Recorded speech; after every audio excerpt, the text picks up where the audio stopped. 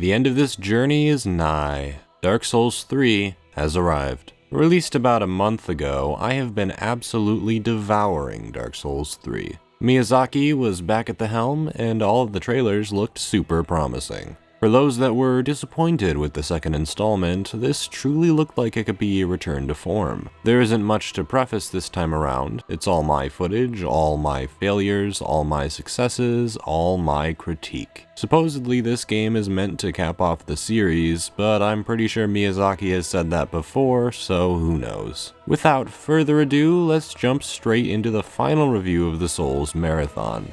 It's time to review Dark Souls 3.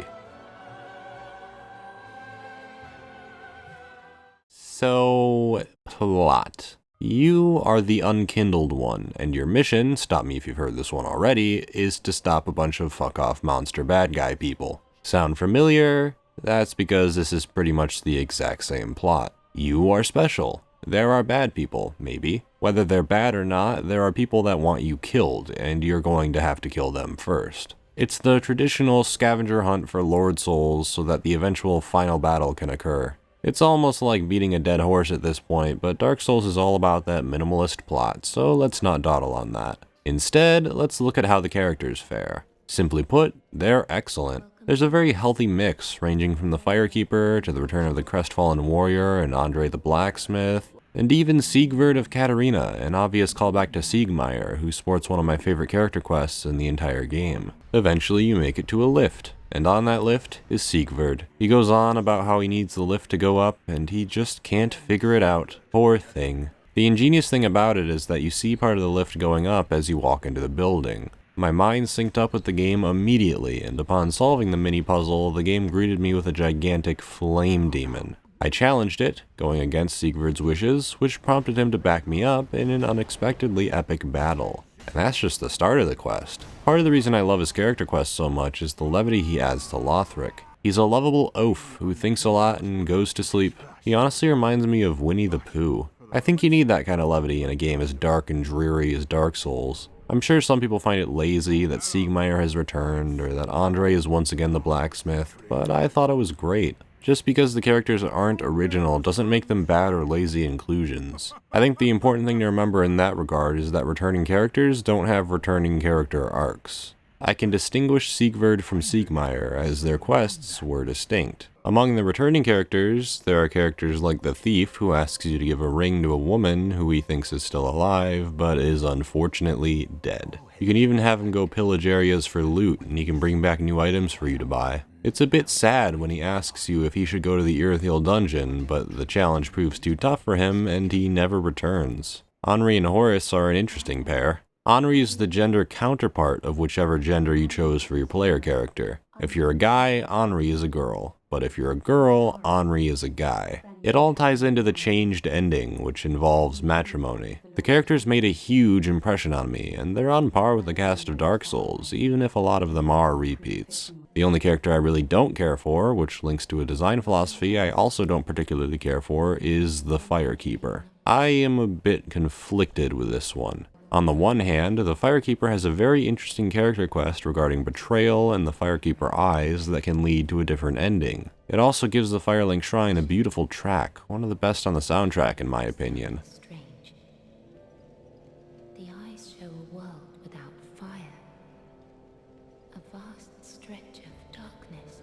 It isn't really the character herself I dislike. The reason I don't like her is because she's once again made the only means of a level up, meaning you have to warp back to the Firelink Shrine and cycle through dialogue just to level up. This means you have to sit through 2 load screens, which is the same problem I had with Bloodborne. Again, I ask what was wrong with the bonfire system in the first game. Sure, it may be a bit more convenient to have a hub where you can repair armor, level up, and buy items, but you could do a lot of that at one bonfire anyway. It has never once made sense to me why this change was made. Indeed, it's a minor annoyance, but one that has been done in 3 subsequent games, which makes me believe FromSoft thinks it's a good idea, something I must heartily disagree with. While I'm at it, there are way too many bonfires in this game. I mean, look at this. I beat High Lord Volnir, get a bonfire. Then I walk about 2 feet into the Boreal Valley, get another bonfire. Then I walk across the bridge into the city, and then get another bonfire. I mean, come on guys, this is a bit ridiculous, don't you think? I feel like I can manage without 2 of those bonfires. It feels like Dark Souls 3 is entering the Phi levels of hand-holding, and I don't really agree with that. Dark Souls was built with the amount of bonfires it had to keep that tension of being in a new area and not knowing when to keep going or to turn back and refill your Estus. This definitely still exists in Dark Souls 3, but not to the extent it was in the original. I don't really feel like I'm ever in a lot of trouble. It virtually eliminates that risk-reward system set in place by the original Dark Souls, but I think the level design makes up for this a lot more. Dark Souls 3 opts for a more linear approach. It's very straightforward, with your goal almost unquestionably in sight at all times. There was rarely ever a time I got lost, which is impressive considering I did numerous times in the first game. It implements non-linear level design instead of non-linear level selection. It's almost a reverse of the original Demon Souls design philosophy, which had semi-linear levels you could tackle in a non-linear order. This game has wide-open exploratory levels that you go through in a set order. The Farron Woods is a perfect example of the new approach to level design Dark Souls 3 offers, while still presenting a risk-reward challenge. It's a pretty huge area where your goal is to find the 3 fires and douse them to open a door at the far end of the swamp.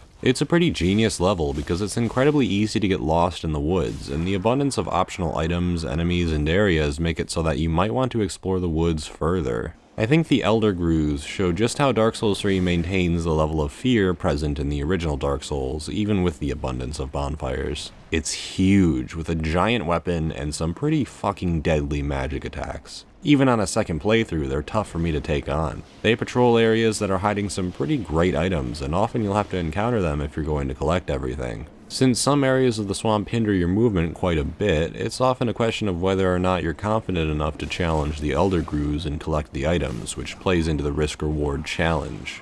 Unfortunately, since there's a bonfire in the middle of the swamp, I don't think it ever reaches the level of Dark Souls 1 hesitation. I really do think the non-linear level design, coupled with a shortage of bonfires, would have been a fantastic evolution of the idea presented in the original Dark Souls, but I think FromSoft forgot what made the bonfires and Estus system so special in the first place, which is a shame. This approach to level design really clicked with me on my second playthrough when I began to notice how many different pathways there were and how many options you had to progress in each level. On the Lothric castle walls, you can head up to the stone dragon area that's hidden away where you can find some binoculars. When you encounter the fire-breathing dragon, almost a series staple at this point, you can head up to where the majority of the fire is and enter a room with a mimic in it that also bridges into the next area. Or you could choose to go the safer path that leads to the same place, but you won't get a cool item. All of it mixes together into a series of branching paths that all lead to the same place, which will either produce satisfactory or unsatisfactory results depending on what you look for in these kinds of games. Luckily, in my opinion, the non-linear level design is a really interesting direction to take the series. Rather than rack your head over a really stupid item you need to survive a fall into the abyss, you can lose yourself in the Boreal Valley with hidden alcoves that lead to cool items or shortcuts. Or in the Irithyll Dungeon and Profaned Capital, which have several different paths that often lead to the same place. In concept, the idea isn't necessarily better than its predecessors, but in execution it feels more polished than Dark Souls 1.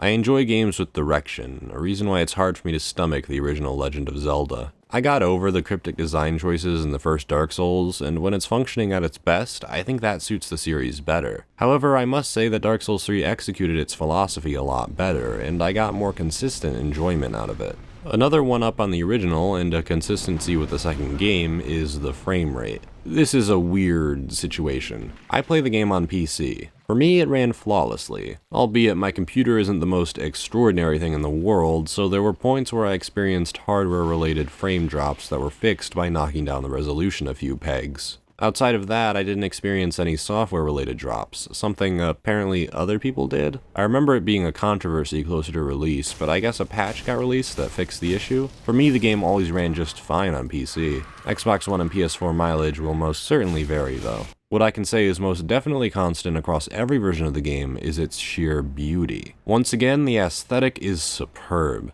Lothric Castle evokes that gothic feel with an intensely creepy atmosphere to boot. Dead soldiers, weird statues, fuck-off monsters, all the right ingredients. The Cathedral of the Deep is a sight to behold. It almost feels like a little alcove, hidden away from the rest of the world and housing some of the deadliest enemies ever. Giants, knights, these fat bitches. It's horrid. There is one standout area though, and I think most of you know what I'm talking about. Irithyll of the Boreal Valley. It's fucking gorgeous. So gorgeous that when I saw it for the first time, I quickly looked up how to take a screenshot so I could set it as my desktop background. Not to mention it's a gigantic homage to Dark Souls 1 when you reach the top and find out you've been in Anor Londo the entire time. It made me squeal like a schoolgirl, first off. Second off, I started thinking about why Anor Londo ended up this way, since the dead giant sort of gives away that this is in the future. The boss of the area, Aldrich, apparently devoured Gwyndolin and Guinevere, which would explain why it's no longer sunny. This is all based off of my assumptions going into Anor Londo. Honestly, I've scoured the internet and I don't think anyone has come to a satisfying conclusion. But I'd assume the fact that it's nighttime sorta confirms that Guinevere died in some capacity. I don't think it quite explains why Anor Londo looks like it's in an entirely different area than in Dark Souls 1 and has developed a town below with weird new enemy creatures, but I can suspend my disbelief a bit for this giant homage. What I wasn't thinking about was how lazy it was to reuse Anor Londo, which is a great sign that FromSoft managed to make the Boreal Valley feel distinct while still paying homage to a beloved moment in many fans' hearts. I think this is why Dark Souls 3 works so well for fans. It sticks to its roots. It has the same established characters, similar themes, but with all new locales, new bosses, new side quests, some new spells and items, and a kick-ass soundtrack to boot. In fact, I think this is my favorite Souls soundtrack to date, even though some individual songs from other games rise above the soundtrack as a whole. Lorien and Lothric's theme is one of my favorites. It has a regal air to it, and to me it reflects the betrayal of Lothric to his heritage.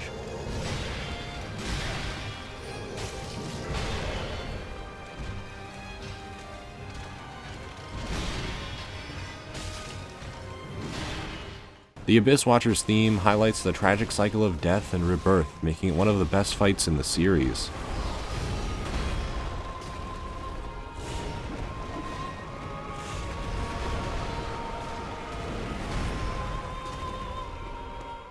And the Nameless King's battle theme? Simply put, it's one of Motoi Sakuraba's very best.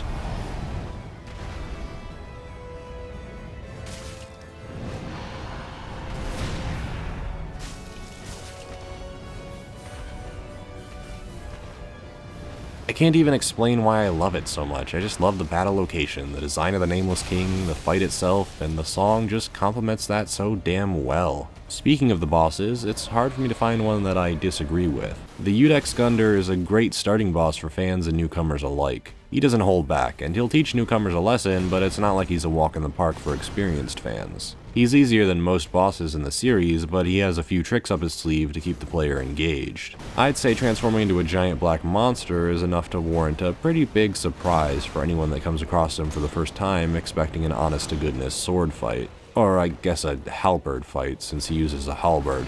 The Deacons of the Deep are pretty experimental, but I wouldn't say they're badly executed. A bit on the easy side, sure, but for the greedy player, it can prove to be a bit of a challenge. I love the concept of the health bar moving from one Deacon to another, and think it's one of the more memorable Souls fights. The Abyss Watchers harken back to Artorias, no doubt, but I love the dynamic it presents. At first I was a bit irritated, since I was fighting two of them at the same time, and if you've seen my Dark Souls 2 review, you know I have a bit of disdain toward that design philosophy. However, it twists the idea on its head by spawning a third version of the boss that goes after your two opponents. It turns into a 2 versus 2 boss fight, one of the most unique boss fights in any of the Souls games. He doesn't let you off that easy, because once you beat him, he revives and puts fire to his sword, which makes him more of an individual threat. I really loved this fight. It was one of the most satisfying fights to conclude, and afterwards I was seriously sweating because of how intense it was. I did notice a lot of the bosses had multiple phases. Nameless King, Lorien and Lothric, Soul of Cinder, Abyss Watchers. It's not really a slight at the game in any way, but it's sort of funny how we've gone from the surprise of Ornstein and Smough having two phases into it becoming sort of commonplace. Granted, the bosses with multiple phases are certainly in the minority, but they felt frequent enough that they lost a bit of their luster, even though the fights were still incredibly fun. Another reason these boss battles are so enjoyable links into the fast-paced combat system this game adopts from Bloodborne. You run faster, roll faster, attack faster. Everything feels faster, and a lot of the bosses make you roll around. The Dancer of the Boreal Valley perfectly encapsulates the gameplay identity Dark Souls 3 strives to create for itself. Rolling is almost essential to dodge attacks, but the game knows that you'll be doing a lot of attack anticipation. So it plops in enemies and bosses like the Dancer to throw off your predictions. Her animations are strange and unpredictable, causing you to panic and maybe roll too soon or too late. She often chains together attacks with slow and quick wind-up times that really mess with your head in the heat of the moment. A lot of the bosses are like this, and it makes each fight more intense as a result. The Nameless King is another great example. He's fucking relentless. He'll go after you every step of the way, barely even giving you time to heal. If you try to shield your way through this fight, you're gonna lose. The key is to learn his attack pattern, roll through his attacks, and punish. Fighting some of the bosses left me with my heart pounding out of my chest. They're fucking exhilarating fights. While I enjoyed pretty much every boss in this game, I felt some of them were a bit on the easy side. Now, the difficulty balancing of Dark Souls 3 in general is some of the best the series has to offer. There's none of that bullshit from Dark Souls 1's latter half with a bunch of piss-easy boss fights bridged together by a few bullshit moments in the bed of fucking chaos. The difficulty is a gradual ramp up. Lothric Castle is quite easy, but still the trademark Souls difficult. As you get to new areas and fight more bosses, the challenge ramps up a bit. Enemies get larger, their attack patterns are more difficult to read, you have these irritating as fuck wardens in the Irithyll dungeon. I seriously fucking hate these enemies. It's always increasing, and I appreciate that the game doesn't really have a moment where I felt it was too much easier or too much harder than the area preceding it. The bosses are a bit more inconsistent. Bosses like Udex Gundyr are great for the beginning, but then you run into the Curse-Rotted Greatwood, which is pretty damn easy once you figure out it's a gimmick and kite around him. There's the Crystal Sage, which is simply quelled once you learn the basic roll to dodge projectiles. The Deacons of the Deep just involve running around, stabbing the Red Deacon, and before you know it, you're done. The Abyss Watchers is a tough as nails fight, especially your first time around if you aren't used to the more fast-paced Bloodborne combat. You need to dodge at the right times and punish accordingly or you'll get wrecked, and it's made even more difficult because it has two phases, which must both be cycled through each time you re-enter the boss fight. It's puzzling then that after you defeat the Abyss Watchers, you come across High Lord Volnir, where the only real threat is the poisoned gas. All you have to do is whack his bracelets a few times and he's a goner. Then you encounter Pontiff Sullivan, who is a massive dickhead.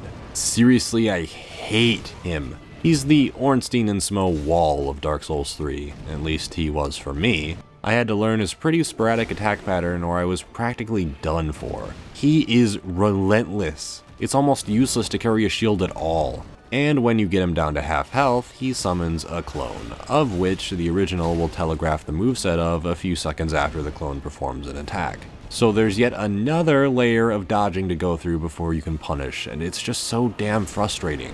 I will say that after you learn the timing, it's very rewarding to fucking beat his head in. After that, Aldrich is a fair bit difficult, but then Yorm is a gigantic pushover when you pick up the Storm Ruler. Although an incredible reference to Demon Souls, it trivializes one of the fights I was looking forward to from the opening cinematic. Fortunately, after this point, the fights are pretty consistent for the most part, but that build-up is just a little bit strange. I think if the easier bosses were placed a bit earlier than they were, it wouldn't be as jarring. But it kind of fucks with the difficulty balance, even though I find it to be better paced than Dark Souls 1. That being said, all the bosses are fun, and to me, that's what matters. Each one has something to offer to make them feel distinct, and the ones that don't, such as Yorm, are great callbacks to previous games. There are actually a lot of cool throwbacks in Revelations, like how the Moonlight Butterflies are controlling the armor of Ornstein, or how the Nameless King is a son of Gwyn, a piece of lore that people have been theory crafting about since the release of the first game. Outside of the difficulty and bonfire placement, the pacing is almost perfect. You're always stumbling into new areas, and you never stay there to the point of annoyance. You get your fill and move on to the next stunning locale with a variety of interesting new enemies and characters to interact with. There's a ton of shit to do with all the optional items, class building, and even an entire optional area to explore that honestly feels as standalone as the Artorias of the Abyss expansion from Dark Souls 1. And it even has a fight with a dragon and a popular humanoid boss. I really love the fact that this area is completely optional. I didn't even learn about it until I had beaten the Soul of Cinder, and once I heard about it I immediately went there and had a fucking blast. It was pretty easy to do now that you don't automatically start a new game plus upon beating the final boss.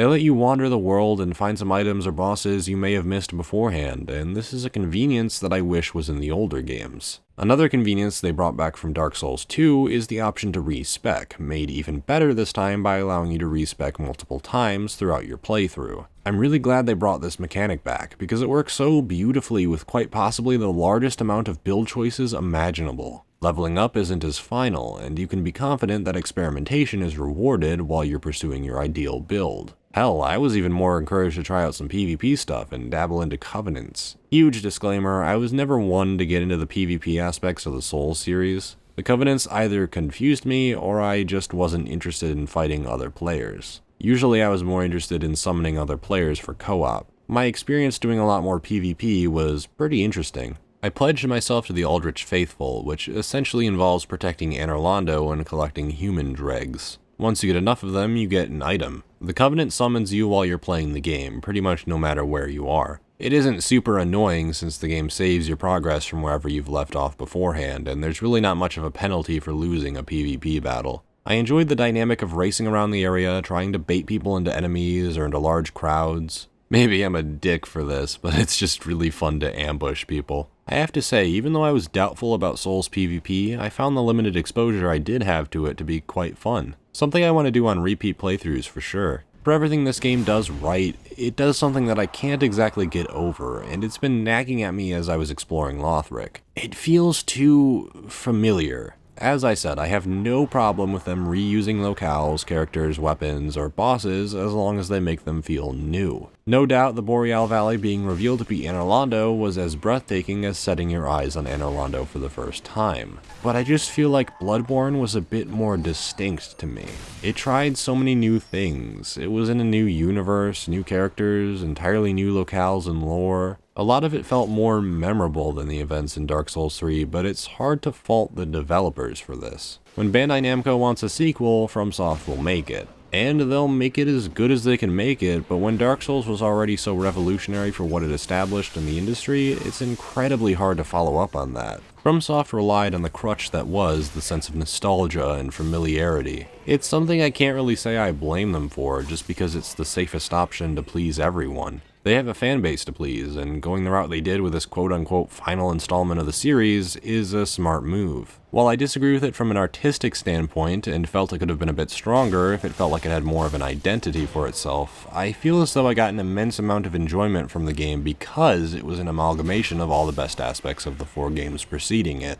Estus is back in its prime, there's a penalty for death that works the same way as it did in Demon's Souls, there's a clear difficulty curve, a grim tone, a minimalistic plot with rich lore, a fantastic cast of characters, new and old, a fast-paced, exhilarating combat system, and a sense of overwhelming nostalgia. I think there's one part of the game that feels familiar, but is all the better for it. The final act of the game is my favorite thing about Dark Souls 3 for several reasons. Not only is Lothric Castle beautiful, but it has the most consistent difficulty curve in the game, some of the best boss battles with the best music, and some of the best level design the series has to offer, with shortcuts, hidden areas, and a ton of stuff to explore. It even focuses a lot more on vertical level design, something I welcome. I love the Grand Archives because it feels like you're climbing up a huge tower, sometimes on the inside, sometimes on the outside. It is a bit strange when you get an action command telling you to dip your head in some wax. Seriously, who in their right mind would ever fucking do this when prompted to? Overall, it's just a great area that leads to a giant bridge with a few more enemies to dispatch until you fight Lorien and Lothric,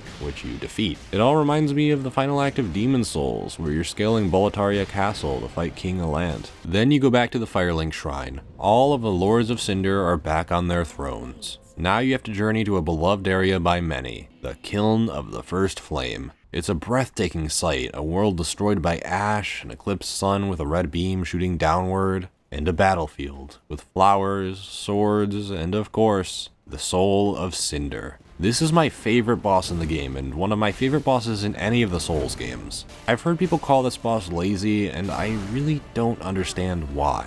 The Soul of Cinder is a collection of every soul to link the fire before you, meaning that it's a collection of every player character ever. It's pretty fantastic as an end to the series, if I'm honest. Everything about it is superb. The music has an air of finality, the way the Soul of Cinder can channel and use every single attack that you can. He can throw magic with an intelligence build, he can use a spear halberd combo, he can go for more of a dex build, or he can be a straight up swordsman, and he can switch between all of this on the fly, making him really feel like the ultimate challenge. I think the real draw for me was when he enters his second phase and channels Gwyn. The music splices in the iconic Gwyn piano track, and his moveset emulates that of Gwyn. It's like you're taken back to Dark Souls 1 again, and even for me that felt nostalgic. I'd only played Dark Souls a few months prior, and it goes to show just how amazing that final encounter was that I felt nostalgic at the mere revisit of him in Dark Souls 3. I really do think the music completes this battle, and this composition is one of my favorite compositions ever to be created, no exaggeration. Everything about this fight is amazing, and I don't really know what people were expecting for the final battle. I wouldn't have it any other way because it ends the series on such a brilliant note. When the credits roll and that music starts playing, it feels like the end. It really feels like you've concluded an epic journey. It's bittersweet and honestly made me tear up a bit, as strange as that is to admit. It wasn't really that I was sad. I guess I was just taken by how far I'd come these past few months and how alive these games felt to me. Dark Souls 3 is fantastic. You might not get as much out of it if you aren't a Souls fan and you don't glimpse the Soul of Cinder channeling Gwyn as gleefully as I did, but it's still a beautifully crafted game that is well worth your money. It's hard to say whether I prefer this game or Dark Souls 1. The critic in me says the original because it pioneered the concept seen in 3 that I really like. It established the world and atmosphere, and I'll always owe that experience a huge amount. But Dark Souls 3 perfected the craft. Even though it feels familiar, it executed what it set out to do in one of the most brilliant ways possible, taking every positive the series had and smashing it into one. It's a fitting end to the series, if I do say so myself. And boy, oh boy, did I not see this coming. Back in November of 2015, right before my 18th birthday rolled around on December 1st, I never would have thought that I'd be as invested in this series as I am right now. I just wanted to see what Bloodborne was like and needed another game to play on my PS4. I am so thankful I took the plunge into the world of Yharnam. These games taught me something important. The good, the bad, it all taught me something important about immersion, world building, difficulty, and engagement. It can either come together in a cohesive but flawed whole as it did in Dark Souls, or it could destroy all of it in an admirable but unfortunate attempt to repeat the formula as it did in Dark Souls 2. My heart has gone to many places. Surprise, happiness, anguish, terror, disgust, frustration, awe. I've been to Boletaria, to Lordran, to Drang Lake, to Yharnam, to Lothric. Despite their individual faults, and for all the bitching I did about Dark Souls 2, I owe these games a lot. I understand difficulty a lot better now. I have a better grasp on how to create an authentic world with interesting characters that make it even more believable and more engaging. In such a short span of time, from December 2015 to April 2016, I came to learn of the brilliance of From Software, and especially the creative direction of Hidetaka Miyazaki. He is an excellent director, one of the best in the industry, with an incredibly talented group of developers to help him realize that vision. For as much shit as I gave Dark Souls 2, I admire those behind it for trying. Even through all of the frustration, all the failed design choices, you could tell they were really trying to make a great game, and I'm just glad that all their other projects, including Dark Souls 3, hit it out of the park in such a huge way. I guess the burning question remains, where does From Software go from here? It seems like the end of a dynasty, the end of an era for Dark Souls. And perhaps it is. But I doubt it. As much as I don't want to say this, Bandai Namco are a business. They want money. Dark Souls is popular, and its name alone can sell millions of copies. Hell, if they announced a Dark Souls 4 tomorrow, the critic inside of me would be groaning, but the fan inside of me would rejoice. Because as much as I think this game is a perfect end to the series, I'll always crave more of this. The discovery, the challenge, the lore, the characters, the progression, it'll always be so damn addicting. Wherever FromSoft decides to go with the series, wherever Miyazaki decides to go next, whatever happens, I'll be there to cover their games. They've earned my respect as a critic, and I owe it to them to praise or destroy anything they might make in the future. Here we are then. We're finally done with the Souls series. What a journey. I mean what I said in the beginning. I went to every world, killed every boss, looted every dungeon, killed every enemy, talked to every character, did everything there was to offer. It never got old. I'd like to thank you all for sticking with me on this incredible journey. Around when I was producing Bloodborne, I experienced a huge level of burnout. I'm not going to beat around the bush, I was thinking intensely about other projects, and even though I'm glad I covered the entire series, and honestly don't regret a minute of it, I think I'm going to try to tackle some individual games now instead of jumping into another huge marathon. I want to make sure I have a solid plan before jumping into marathons from now on. That being said, it's been a really great learning experience, and I'm glad I was able to spend some time with these incredible games. Hopefully I was able to convince some of you to try them out. I know these videos weren't exactly spoiler-free, but I'd do anything to convince people that this series is fantastic. Enough rambling from me then. This concludes the Souls Review Marathon. I sincerely hope you enjoyed it, and I hope you look forward to what I have planned next. Until then, I hope you enjoyed this review, and certainly have some well-deserved fun today.